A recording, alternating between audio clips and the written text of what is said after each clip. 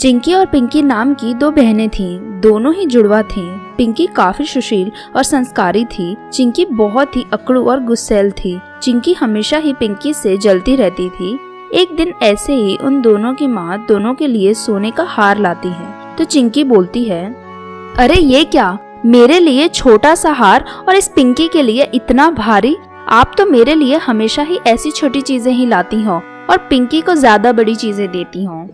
अरे नहीं बेटा, दोनों हार एक जैसे ही हैं। देख लो, तुम दोनों के लिए एक ही जैसी चीज लाती हूँ हमेशा, फिर भी तुम ऐसा ही बोलती हो, पता नहीं क्यों। अरे चिंकी, ऐसा कुछ भी नहीं है। देख ना, तो दोनों एक जैसे ही तो हैं। और अगर तुझे ऐसा लग रहा है कि मेरा वाला हार ज्यादा बड़ा है तो तुम मेरा वाला ले ले। देख, तू ज्यादा बन मत, समझी? हमेशा मेरे सामने अच्छी बनने की एक्टिंग करती रहती है। ये तू ही रख ले और मेरा वाला हार भी तू ही रख ले।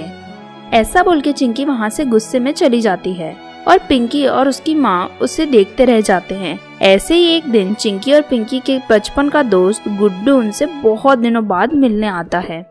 अरे चिंकी और पिंकी, तुम दोनों तो बिल्कुल एक जैसी दिखती हो अभी भी, लेकिन मैं तो तुम दोनों में आज भी फर्क बता सकता हूँ कि तुम दोनों में से चिंकी कौन है और पिंकी कौन है।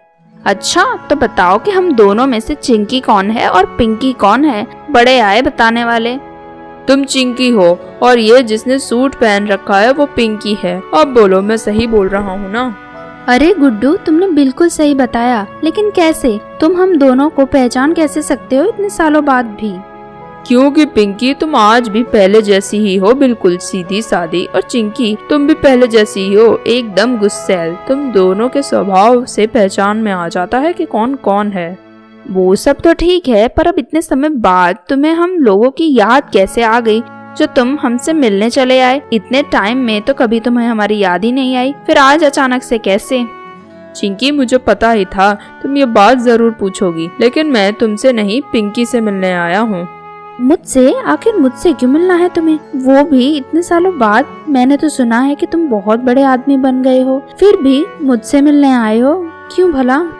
वो इसलिए क्योंकि मैं तुम्हें अपने दिल की बात करना चाहता हूँ। इतने टाइम जो मैं नहीं बता पाया था क्योंकि मुझे अपने पैरों पे खड़ा होना था, और जब मैं आज अपने पैरों पे खड़ा हो गया हूँ तो तुमसे अपने दिल की बात करने आया हूँ। हाँ तो बोलो ना, ऐसे पहेलियों में मत बुझाओ, जल्दी बोलो क्या बोलना है। पिंकी, मैं तुम्हें बहुत पसंद करता हूँ। क्या तुम मेरी वाइफ बनोगी? फ्यूचर मेरे साथ बिताओगी अपना? अगर तुम्हारी हाँ है तो हम सगाई कर सकते हैं। हाँ क्यों नहीं, मैं भी तो तुम्हें पसंद करती हूँ, पर बोलती कैसे? अच्छा हुआ तुम नहीं बोल दिया। ये सब सुन के चिंकी एकदम जल जाती है, क्योंकि जिस गुड्डू को वो पसंद करती थी अब वो उसकी बहन का हो गया था। फिर एक दिन जब गुड्डू और पिंकी की मंगनी होने वाली थी, तब चिंकी और पिंकी दोनों ने ही एक जैसी ड्रेस पहनी हुई थी, और तभी चिंकी पिंकी को छत पर बुलाती है, जहाँ, पिंकी, पता है मैं हमेशा तेरे से जलती थी, पर आज मैं तुझसे बहुत ही ज्यादा खुश हूँ कि तूने मेरी मर्जी की ड्रेस पहनी, वो भी अपनी सगाई पर, इतने बड़े दिन पर। अरे वाह, आज मेरी बहन मुझसे इतना ज्यादा खुश है, ये तो बहुत अच्छी बात है मेरे लिए। ऐसे ही खुश रहा कर हमेशा, ज्यादा गुस्सा मत किया कर तू, ठीक है ना? आज बस एक लास्ट बार मुझे गुस्सा करना है, उसके बाद तो मैं तेरे जैसी बन जाऊंगी, बिल्कुल तेरे जैसी। क्या मतलब? मैं समझ नहीं पाई कि तू क्या बोलना चाहती है। देख, गुड्डू को तो मैं भी पसंद करती थी, लेकिन तूने उसे मुझसे छीन लिया। अब मुझे आखिरी बार गुस्सा करने दे, क्योंकि तू तो उसके साथ अब रह नहीं पाएगी, जिंदगी भर तो मुझे ही उसके साथ रहना पड़ेगा। ऐसा बोल के चिंकी पिंकी को छत से नीचे फेंक देती है और अपनी किसी डॉक्टर फ्रेंड से उसके बॉडी का पार्ट को बिकवा देती है। ऐसे चिंकी अपनी ही बहन को कुछ मिनटों में गायब करवा देती है, और फिर वो सब घर वाले जहाँ होते हैं वहाँ आती है। सब पिंकी का वेट कर रहे होते हैं। तब चिंकी बोलती है, अरे बेटा पिंकी, कहाँ थी तू अब तक? सब तेरा इंतजार कर रहे हैं, पता है तुझे? इतनी देर हो गई तुझे गए हुए, तू इतना लेट आ रही है अब, और ये चिंकी कहाँ गई? अरे मम्मी, मैं चिंकी को बुलाने उसके रूम में गई थी, वहीं मुझे एक लेटर मिला था जिसमें लिखा था कि वो अब घर में नहीं रह सकती है, आप सब लोगों के साथ, इसलिए वो घर छोड़कर चली गई।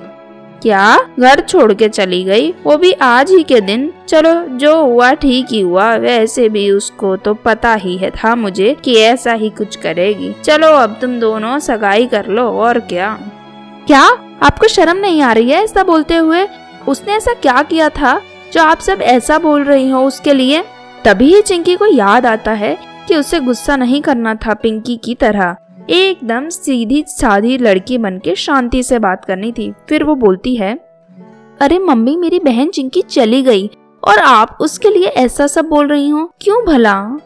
अरे बेटा, वो सुधरने वाली नहीं थी, उसे देख के ही मुझे पता चल रहा था कि ऐसा कुछ तो होगा ही, आज नहीं तो कल। पर तू चिंता मत कर, वो बहुत चालाक है, जहाँ भी होगी खुश रहेगी। अब तू सगाई कर ले गुड्डू के साथ। ऐसे ही गुड्डू और चिंकी की सगाई हो जाती है और चिंकी अब पिंकी बनने की एक्टिंग करने लगती है। एक दिन ऐसे ही गुड्डू चिंकी को बाहर घुमाने ले जाता है, तभी वहाँ एक छोटा बच्चा भीख मांगने आता है।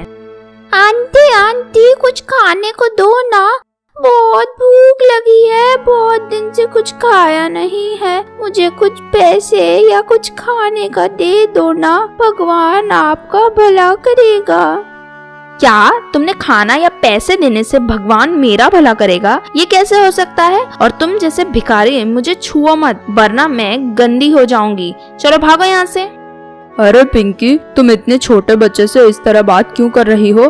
बेचारे को भूख लगी होगी, इसलिए वो कुछ खाने के लिए मांग रहा है। उस बेचारे को छूने से तुम गंदी हो सकती हो? अरे ये भिखारी लोग ऐसे ही करते हैं, तुम्हें पता है ना? ये लोग सब ऐसे ही होते हैं, पैसों के लिए कितने नाटक करते हैं, फिर पैसे लेके उल्टे सीधे काम करेंगे, और अगर हम इन्हें कोई चीज दें तो ये उसे भी बेच देते हैं, इसलिए इनको कुछ देना ही नहीं चाहिए। बकवास बंद करो, तुम बहुत ज्यादा बोल रही हो। इतना छोटा बच्चे के लिए ऐसा सब नहीं बोला जाता।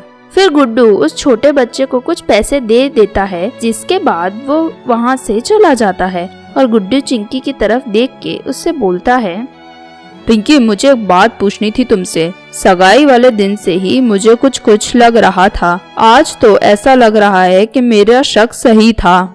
अच्छा, ऐसा क्या शक है? पूछो ना, जो पूछना है पूछ लो, हमारे बीच में कोई शक नहीं रहना चाहिए, ये अच्छी बात नहीं है रिश्ते के लिए। तुम चिंकी हो ना? आज मैं बोल सकता हूँ कि तुम पिंकी नहीं, तुम चिंकी हो। अरे ये क्या बोल रहे हो तुम? मैं पिंकी ही हूँ।